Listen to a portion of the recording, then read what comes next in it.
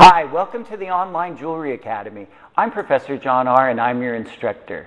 Today we're visiting with noted LA-based jewelry designer Claudia Endler. Now Claudia and I have been friends for many years and she has a large following. Thank you so much for having us in your studio today, Claudia. Thank you so much for being here. I'm so excited. Well, my pleasure. Well, today, if it's all right with you, I'd like to ask you some questions about heirloom jewelry. Specifically, I'd like to know if you have any suggestions or advice about heirloom jewelry for the 21st century. So we would probably need to define a little bit about what heirloom jewelry is.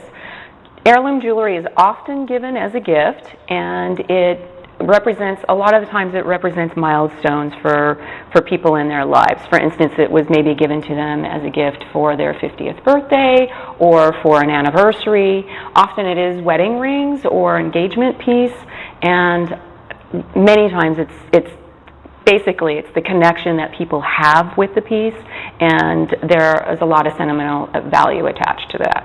Well, I didn't get anything good for my 50th, but oh, but anyway, you're giving away.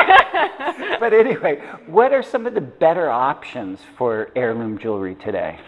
Well, heirloom jewelry can be, as I mentioned before, it can be in a wedding or an engagement piece that people associate with their parents or the commitment that they made to each other.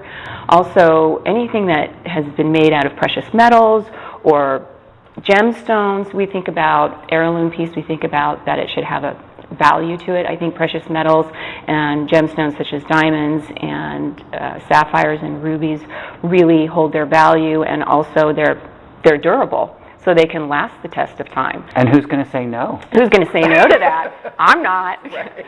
Also, I think it's really great if it's an artistic piece or an unusual gemstone or cut by a gem cutter that might have some provenance or be a collectible piece, makes it unusual. That's a really great heirloom piece as well.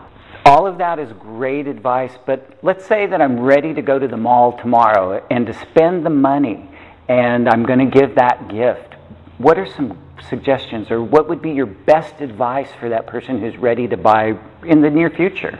Well, if that person is buying for somebody else, or if you're buying a self-purchased piece that you think is going to be an heirloom piece, first of all, you or the recipient has to love it.